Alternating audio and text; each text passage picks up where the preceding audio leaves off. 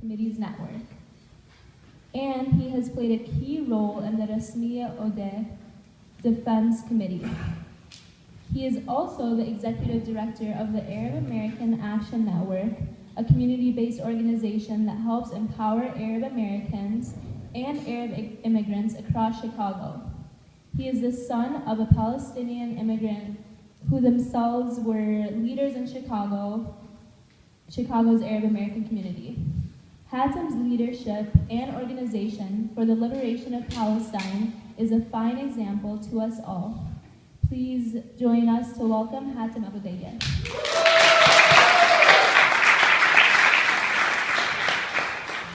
Thank you, Carmen, and it's Carmel, by the way. All those that call her Caramel, Carmel. Carmel and Sophia and my boy Sabri here. Thanks so much to the Anti-War Committee for inviting me, and for everybody here that's invited me over the entire weekend. We did a bunch of gigs, a couple gigs yesterday as well, and my daughter's at the Mall of America, and everybody's having fun today. So this is my version of fun, and her version of fun is riding roller coasters and spending money. With Layla. Layla's spending a lot of money too. So, I think, I'm sure folks here have talked about the Gaza war a lot since the ceasefire. I will tell you that folks in Chicago and in other parts of the country saw and know a lot about your work here. The videos that you all were producing and sending off, we were watching regularly in Chicago, and if we were watching it, then folks in Palestine were watching it. We saw that the AWC and AMP and some other forces were leading the work here. We saw the Palestinians out in the street and our supporters. We saw the big numbers from the Somali community as well, and so it was really motivational to us in Chicago to know that there was great work happening in other cities as well. So I'm going to talk a little bit about that work, but before I do that, I think it's important that we all come up, figure out some kind of shared understanding and analysis of the Gaza war and what happened there and what it means to us as organizers and activists here, and what it means for our work going forward. I think that's the most important thing. There's a surge, a huge surge in the work, and we've seen it. Folks here have seen it for as long as I have and longer, right? 2000, the beginning of the Intifada in September of 2000, you all were here when there was a surge in the Palestine work then. In 2002, the massacre, Israeli massacre of Jenin, in the Jenin refugee camp, and the attack on the Muqata'a, the compound where the President Arafat at the time was staying in Ramallah. 2006, the war on Lebanon. 2008 and 2009, the Gaza war then, and then the 2012 Gaza war. I mean, we've all organized during those surges, and so we have to look at the last 15 years and try to analyze where are we now in the movement, what is happening in Palestine, in the national liberation movement there, and then what else is our task. We had a task in those 51 days in July. You stepped up, Chicago stepped up, a number of other cities around the country and around the world. They did their tasks at that time, and so the ceasefire is called, and we have to analyze what happened there, and then we have to decide what is our task now going forward, and that's what we're trying to do tonight. So I'll speak for a few minutes, and then we'll have a conversation about what people here want to do, what people here should do, what we're doing in Chicago, and what other people across the country should be doing. So I think it starts, obviously I went back to 2000, and we can go back to 1897, right, the first Zionist Congress, but that's for a different meeting. I'm going to go back to 2006 because that's what we believe is the beginning of Gaza and its and the central role that it's playing in the national liberation movement now. So in 2006, after a lot of pressure from the United States, maybe a little bit less from Israel, but from the United States and international players, the Palestinians organized an election of the Palestinian Legislative Council. So essentially the Congress of the Palestinians in Palestine.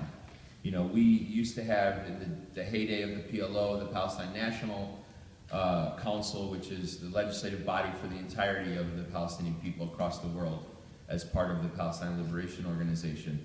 But after Oslo, there was a formation of something called the PLC, the Palestinian Legislative Council. And so there were elections in 2006, and Hamas won those elections. And, you know, ex-President Jimmy Carter and Human Rights Watch and others all said that this was a free and fair election. And it turned out that the party or the organization, the political movement in Palestine that won those elections happened to be the political organization that the United States and Israel did not want to win those elections.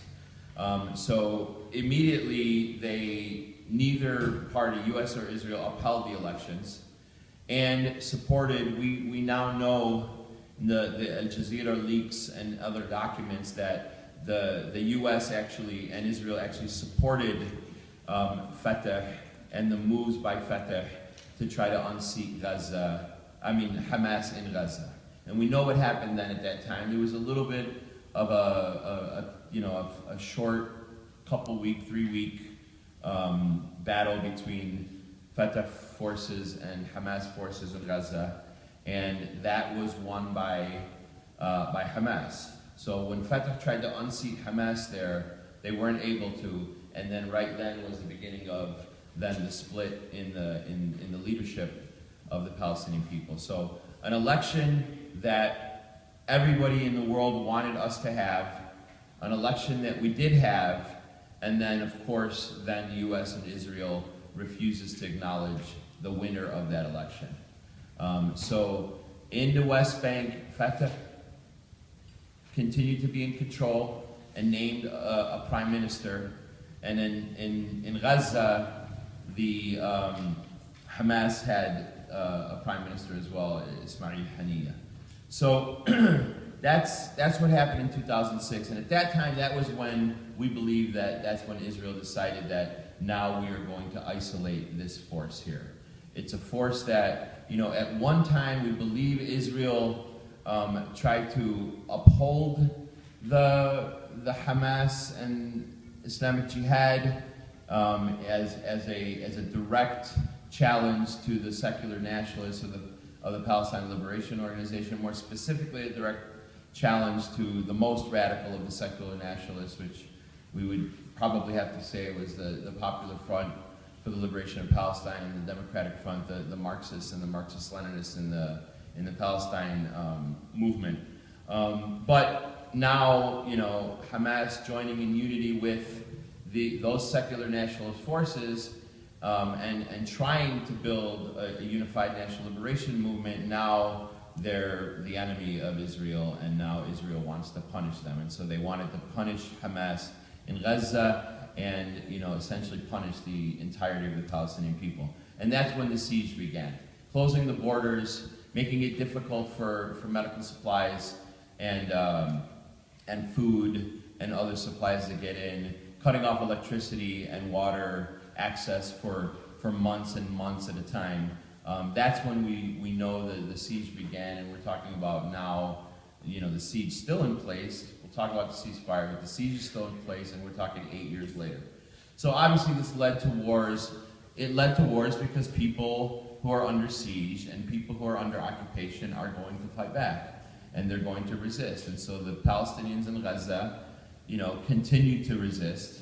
And in 2008 and 2009, Operation Cast Lead, 1,400 Palestinians were killed between December and January of that year. And of course, you know, we all were out in the streets trying to stop that war as well. And that ended at the beginning of January. In 2012, another attack from the Israelis. And remember, it's not like they stopped their attacks in between, you know. There are missiles that are fired into Gazan neighborhoods all the time. There have been missiles fired into Gazan neighborhoods even after this ceasefire. And so it never stopped. But once it escalates into what we saw in 08 and 09 and what we saw in 12, and then obviously this one, which is clearly the worst of them all.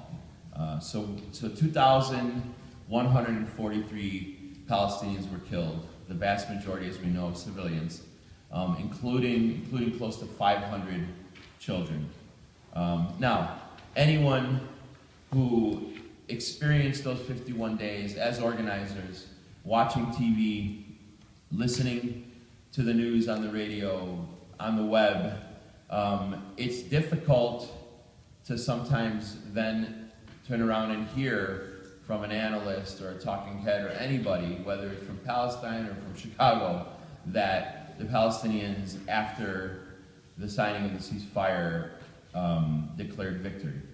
And it's difficult to think about how anyone can call it a victory if you lost 2,143 of your country women and men, and 500 of them children essentially massacred. But we did declare a victory, and the Palestinians in Gaza and in the West Bank and Jerusalem and everywhere around the world called it a victory. And I'll explain the context of that and why we say that, and let people have that conversation afterwards as well. I will say that, it's worth talking about pretext again. We use the word pretext a lot when we talk about our defense work. Some people might know that I'm involved in the Rasmiya Defense Committee. I'm one of the people that was raided in 2010 with folks in Minnesota and Chicago by the FBI in an ongoing investigation of our political work, and we talk about pretext, this gun charge against our friend and comrade Carlos Montes in Los Angeles, which was nothing but a lie to try to attack him and repress him for his political work, and the pretext of an immigration charge against Rasmiya, again, that is not a real charge. It's really an attack on her as an icon in the Palestine liberation movement, and all of us as supporters of Palestine work.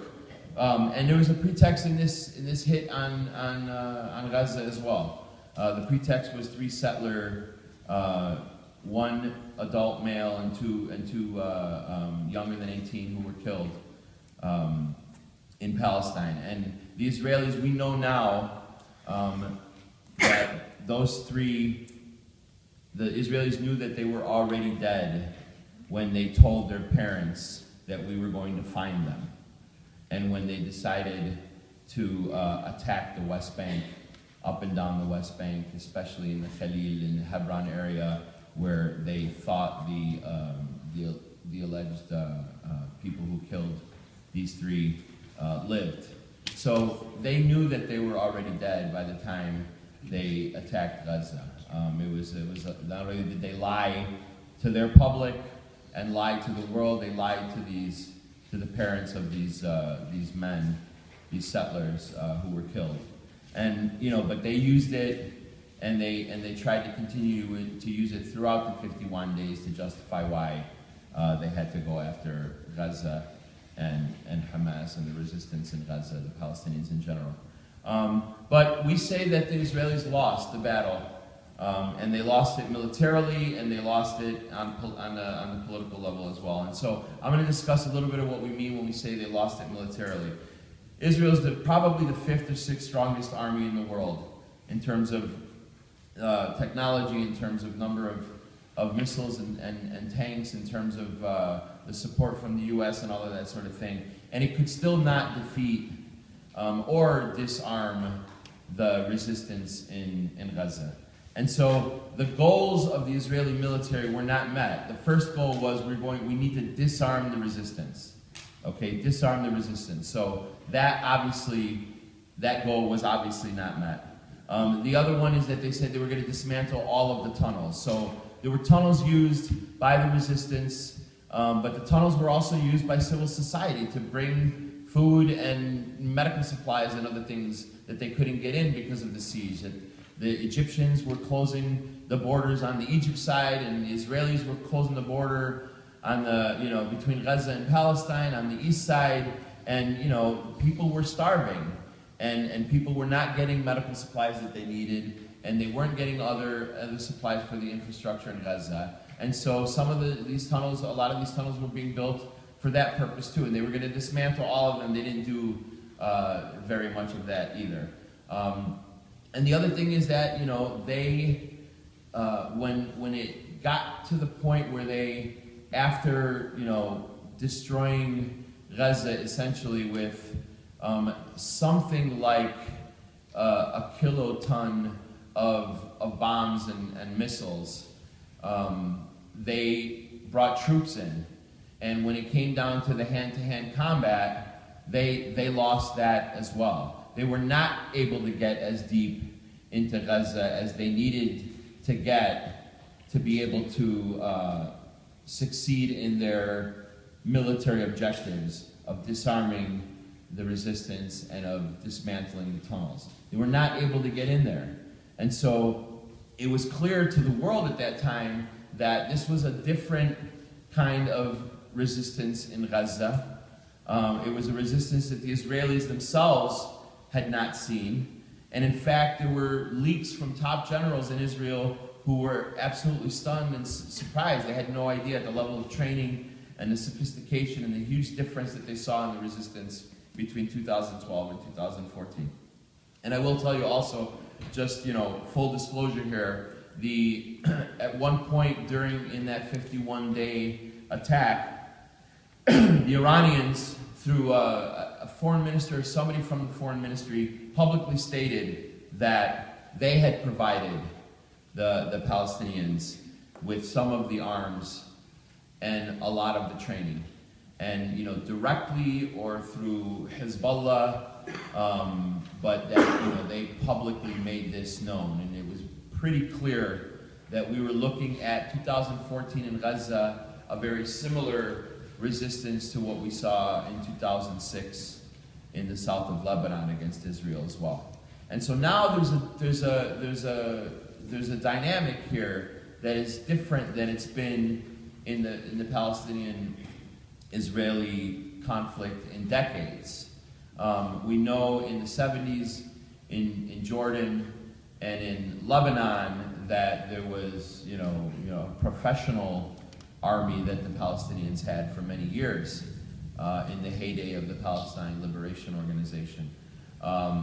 But not since probably the Palestinians left Beirut and Lebanon in 82 and 83, we haven't seen what looks like kind of a bit of a balance of the forces there. Obviously not balanced in terms of the size and strength of the Israeli army, but that the resistance not only held its own, but had some very, very important victories there. So that's something that I'm not a military analyst, but the military analysts that I read and respect around the world made it very clear that this was a military victory for Israel as well, and they laid out the reasons why that I just delineated. The other thing that's important is people here don't need to hear this from me, obviously, but the general public needed to hear that this was not Israel versus Hamas. Regardless of every single TV station, CBS and NBC and ABC and Fox and all of them, in their symbolism, in their coverage, it was always Hamas versus Israel, Israel versus Hamas. This was as unified a resistance in Gaza as we had ever seen. Unified military command, a single spokesperson from the unified military command, and this reminds me of a little bit of a story. We're watching the news, Al Jazeera, Arabic language news, a few days after the ceasefire, and my kid is sitting with my wife on the couch, and I'm sitting on the other couch, and I'm reading something, not paying a ton of attention, but there's a spokesperson speaking, and so my kid says, Mama, is that Abudayyeh? And I said, I looked at her and I just started laughing. She's like, Baba, why are you laughing at me? I said, I'm not laughing at you. I just can't imagine. I'm stunned that you know that the spokesperson for the Gaza resistance over those 51 days was the Hamas member named Abudayyeh. And the fact that my daughter had been on Al Jazeera for 51 days, paying attention to the news and listening to the spokesperson and knew the guy's name, to me was kind of impressive. She's only 9. So, but it was also very impressive for us as Palestinians to know that, that there was a unified resistance and a unified military command, and all of the forces of the Palestine Liberation Movement were involved in the resistance there. Including, the stats that say that about 15% of the missiles that were fired by the Popular Front for the Liberation of Palestine, and that, of course, Islamic Jihad and Hamas had the most, but that the left groups, the PFLP and the DFLP, and of course Fatah as well, were part of the unified command and part of the unified resistance. So that was another really important step, and it was important that we publicize this as well, that, Hamas is not the only force functioning in Gaza. Hamas is not Palestine, and Palestine is not Hamas. Acknowledging that Hamas, was in the leadership of the resistance, that Hamas is probably the strongest force in the resistance, but that they weren't fighting the Israelis alone, and there was really unity there, and that was really important as well. I think the other thing that's important to say is that there was unity across Palestinian society. So inside the 1948 territories, what Palestinians call the 48 territories, Israel today, the Palestinians there rose up and were protesting as well. In the West Bank, there were tens of thousands of people who had protested. And in fact, before the attacks on Gaza, as we mentioned earlier, when the Israelis found that those 3 settlers were killed, they went and began attacking the West Bank. And that is, the attacks on the West Bank were not just from the military. That's important to know too.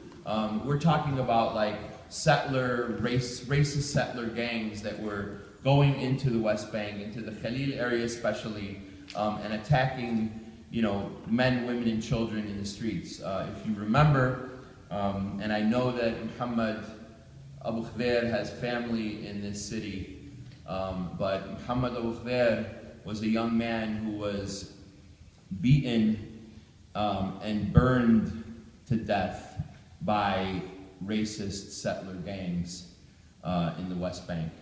And then 2 days later, when his cousin Tariq, who was actually a Palestinian with American citizenship, was out there protesting, the Israeli police beat him almost to death as well. He's back now home in the United States, in Florida, but that, so it wasn't just the military that attacked the West Bank, and it wasn't just the military that was attacking those young men and women. It was the settler gangs who basically functioned with impunity there, protected by the military. And this says a lot about Israeli society and the Israeli government and Israeli politics today that we'll talk about a little bit later as well. So the other thing that we know happened is that there was massive support across the world too.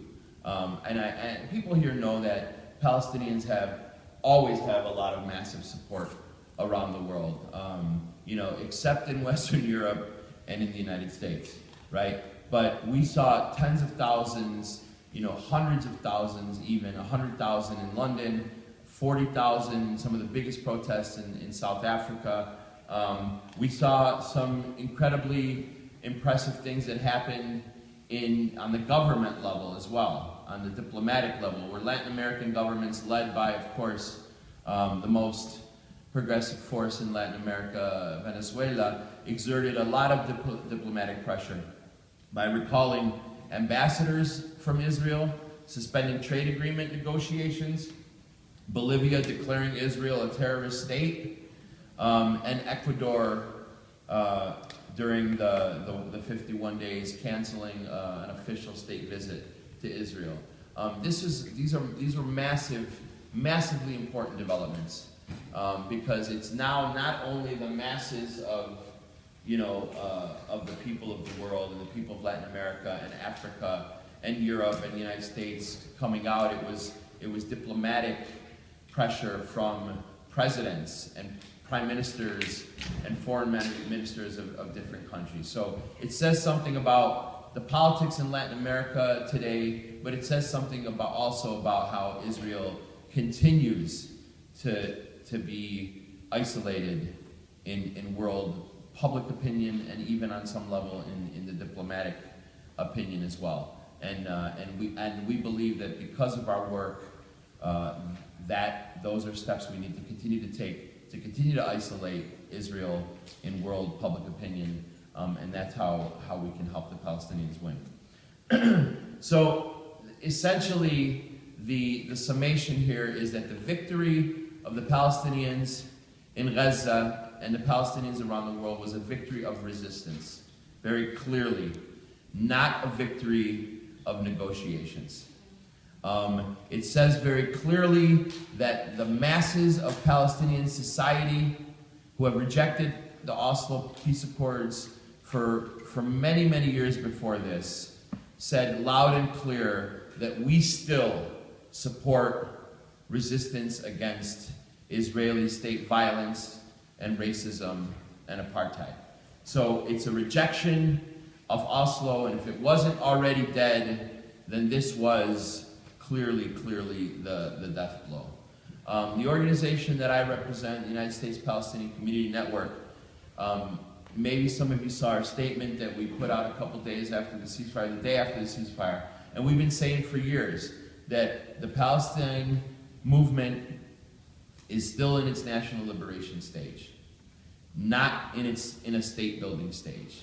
The idea that some of the leadership in Fatah, represented by the president of the Palestinian Authority and some others, believe that we're in a state building stage, believe that the importance is establishing institutions in the West Bank for Palestinian civil society. Those are all important things for sure.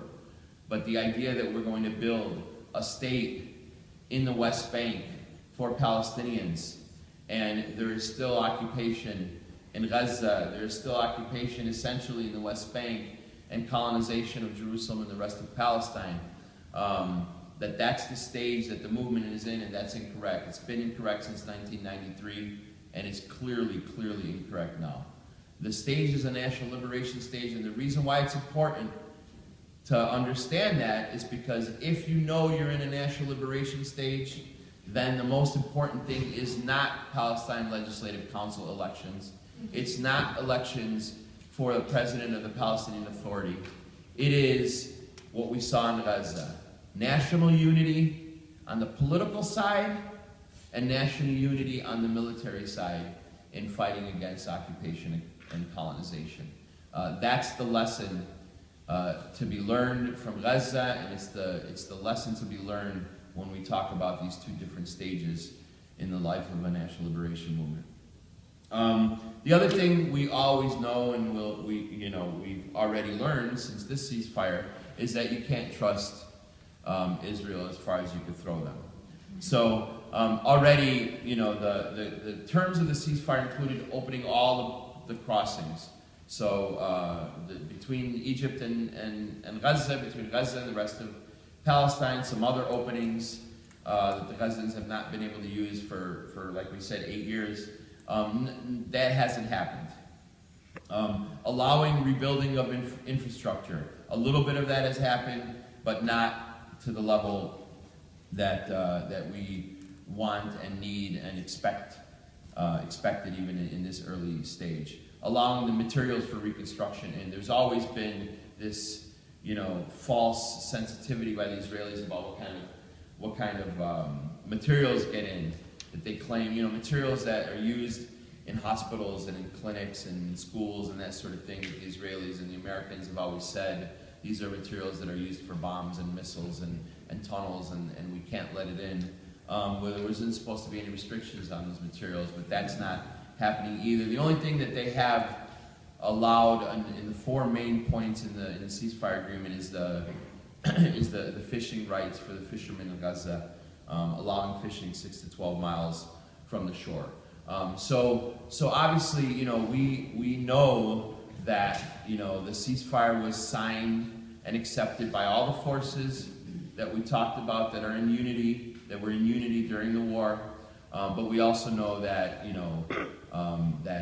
we have to continue to struggle and continue to fight, because Israel has shown over 6 decades that they violate every agreement, almost every agreement that they ever signed with the Palestinians or the international community or anybody else. Which is why our work is not done. We fought this battle, and we all fought it, and we mourn our sacred martyrs, but we continue to organize, and we continue to fight. And so what do we do there? We continue to call for an unconditional end of the Israeli siege, and an end to all occupation of Palestinian and Arab land. We're calling for the U.S. government, we're calling for an arms embargo from the U.S. government on Israel. There's a little bit of work happening in that area. It's not necessarily grassroots. Some of the big advocacy organizations, the U.S. Campaign to End the Israeli Occupation, USPCN has signed on to it, AMP has signed on to it, other folks, other forces involved, on the kind of this advocacy, Washington, D.C. level, the White House and Congress and that sort of thing. So we are, involved in it tangentially. It's not our grassroots work, and we'll talk about what that is, but that is one of the demands, because we believe that the United States is violating the Arms Export Control Act, in which we can't legally send arms to countries that are using it to violate human rights and possibly international law as well. And then, of course, the demand that the AWC and others around the country have had for years, which is end all U.S. aid to Israel and to the apartheid state of Israel. So the other thing that is interesting that happened this time around, it's happened in fits and starts over the decades as well, but I think people close to us, Anti-War Committee in Chicago, who are close friends with the Anti-War Committee here, began, a really exciting and interesting campaign targeting Boeing. And so, part of what the Palestinians saw was happening and were asking us to continue to do is to make the war profiteers suffer as well. So Anti-War Committee did a direct action on the Boeing office, were arrested there, continuous protests of Boeing, ran somebody from the Anti-War Committee for the board of directors of Boeing and got a little publicity doing that press conference inside City Hall, in which I spoke at that press conference. So they've got the seal of the city of Chicago on the dais there, and so somebody, whatever, it probably wasn't the mayor, but somebody from the office noticed that the seal was there.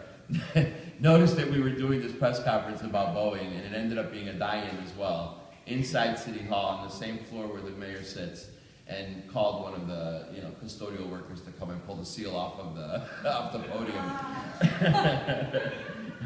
Because of course the pig Zionist mayor of Chicago can't be seen with the Chicago seal endorsing a protest against Boeing and its support of Israel. So that's an important thing too. Like, I don't know which companies that you have here. Boeing's international headquarters are in Chicago. It's an easy target for us, but Hewlett-Packard maybe is here, and there are other buildings and offices that you all can look at and think about that kind of work as well. So there's a couple other elements here before we go into specifically the BDS work that we're doing and that we think we want other folks to do. And I'm just going to do a little time check here because I'm afraid of Meredith. Somebody said he's scared of her too.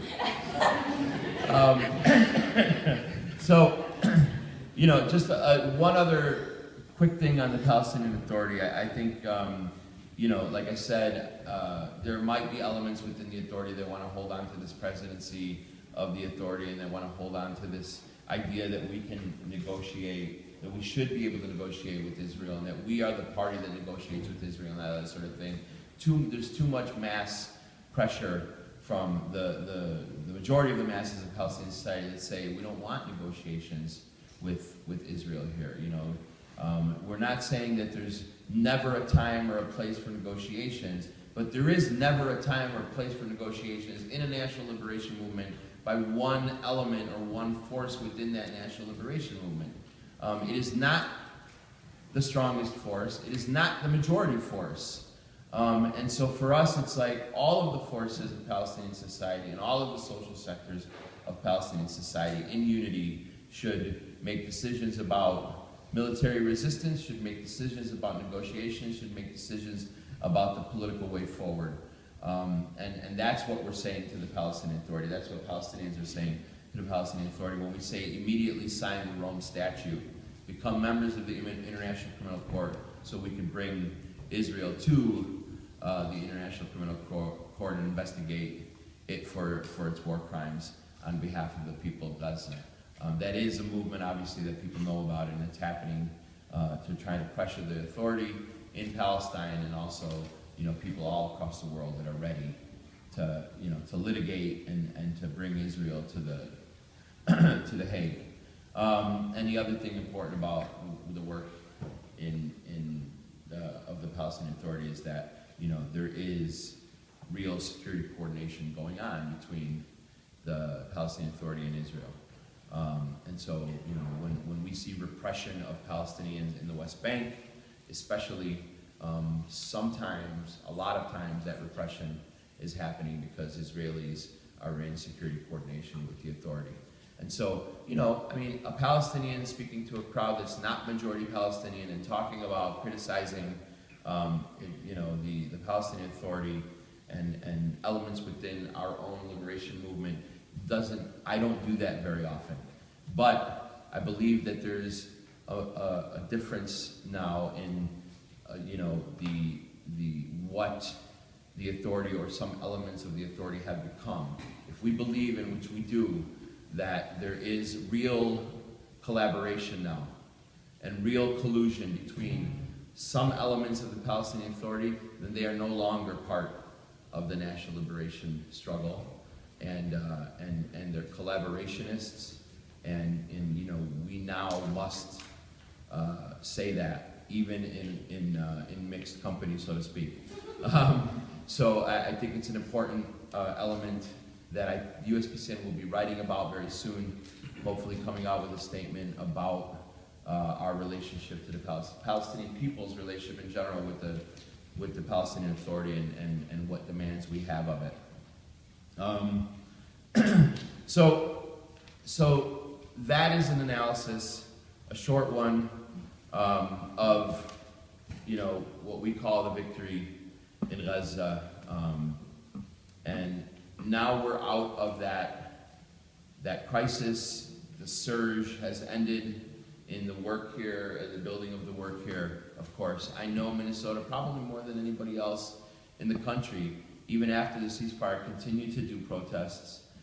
In Chicago, we did a couple indoor rallies, called victory rallies, in which we were offering this analysis and talking about which way forward and what are the next steps and that sort of thing. And so here's the chance for us to talk a little bit about what we're doing going forward. People saw the Block the Vote organizing in Oakland. Some of the leadership in Oakland were also with the United States Palestinian Community Network, with the Arab Resource and Organizing Center, a number of other forces in Oakland. But the main force besides the Palestinian community was the actual longshore workers themselves. And it was a relationship that we had built with those longshore workers for 30 years, we meaning the Palestinians in that community. Labor unionists, Palestinian labor unionists who had worked with them for many, many years and had those relationships. They didn't cross the picket line. It wasn't a workers' picket line, it was a community picket line, and they refused to cross it. And for 4 consecutive days, we stopped that boat from dropping its shipment.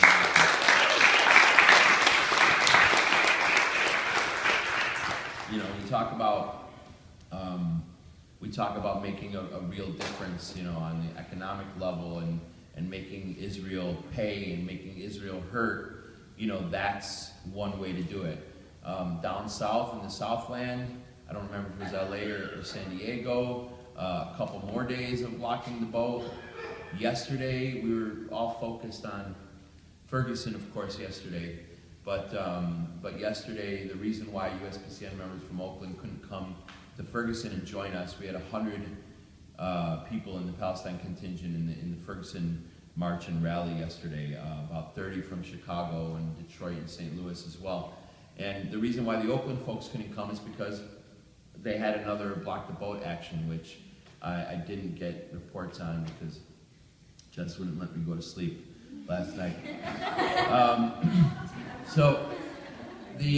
But that, you know, that is something, an escalation, you know, something that, you know, where there's, you know, potentially, you know, economic challenge to Israel. That is an important escalation in the work, and I think Oakland folks are going to focus on that for the next period as well. The Students for Justice in Palestine, incredible organizing work going on in this country. I mean, really, really exciting. There's 60, maybe close to 70 chapters of SJP around the country right now, and they're coming under massive attack. You know, we talk about Abudayyeh, we talk about the anti-war 23. We know that those are Palestine-related examples of repression, but the Students for Justice in Palestine on almost every campus are coming under attack from the administration and Zionist students there.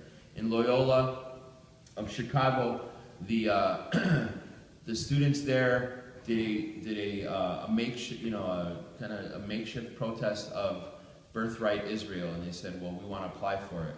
And the Zionist student says, well, no, you can't. So they did a rally and a protest talking about the racism of the birthright Israel project, and the campus suspended the chapter there. 2 days later, they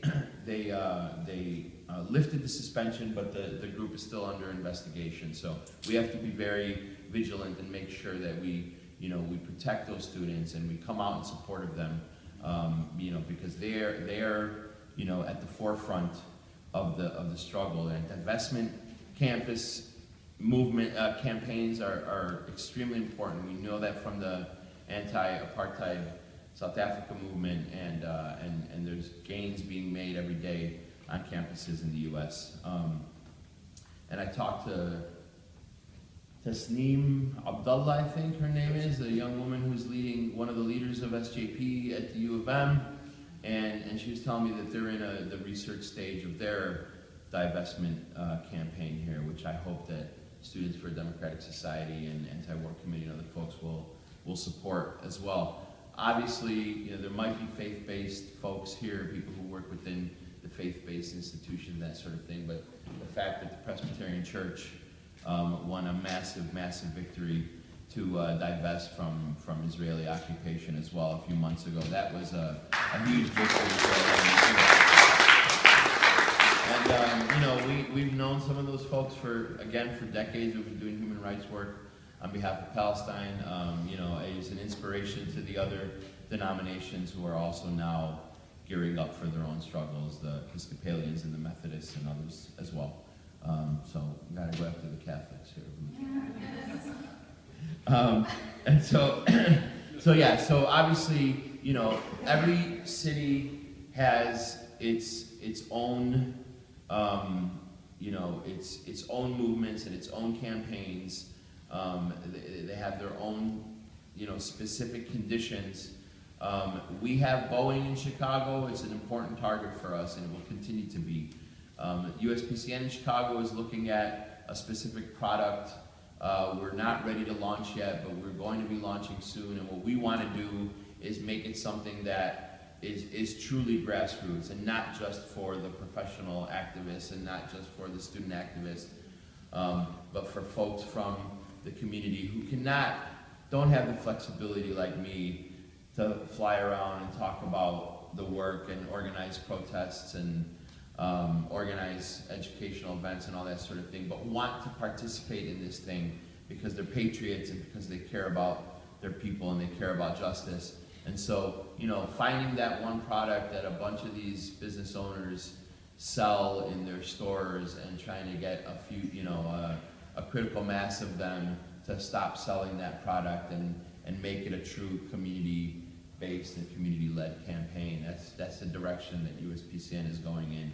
In Cleveland and in Detroit, and in Youngstown and Chicago, possibly Milwaukee and a couple cities on the West Coast as well. And we hope to have that launched in the next month or so as well. And then, you know, targeting legislators. People here have a lot of experience being in the Capitol doing legislative work on state level things. I know that there was you know, really a lot of pressure on the Saturday Night Live guy to get him to stop supporting Israel as well. What's that dude's name? Al Franken, yeah. Who I never thought was very funny to begin with. So. You know, targeting legislators around the Arms Export Control Act, around an embargo on Israel, you know, putting pressure on, you know, we did some research in our Bowen campaign. We found out that there is a legislator who has a real, very strong relationship with Boeing. Gets a lot of dough from them, and so we probably going to be paying a visit to his office pretty soon. You know, so targeting Boeing and the other war makers. I don't know where that would be here, but obviously you all will know that and we'll figure that out. And then, you know, again, I'd be remiss if I didn't talk about the thing that, you know, I spend 15.5 hours a day doing, which is trying to defend Rasmiya Oda. And I think that also is part and parcel of Palestine's support work, because Rasmiya's case, as we said, is not an immigration case.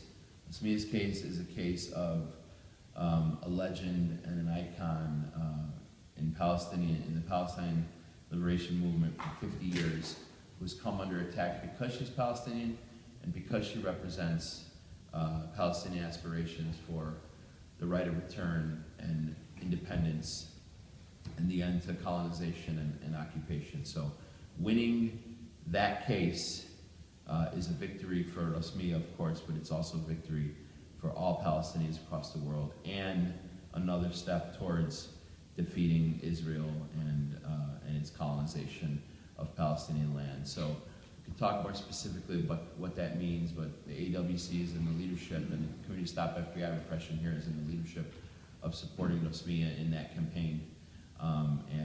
We have a hearing coming up October 21st at 11 a.m. Eastern Time in Detroit. We'll have a protest there at 10 a.m. Eastern before the hearing, and then we're going to pack that courtroom to show support for Rasmiya. And then November 4th, at least a 2-week, potentially a 3-week trial begins on November 4th, also in Detroit. We want as many people from Minnesota and around the country to be there as possible. So thank you for being patient and giving me a couple extra minutes, Meredith, and I appreciate your time.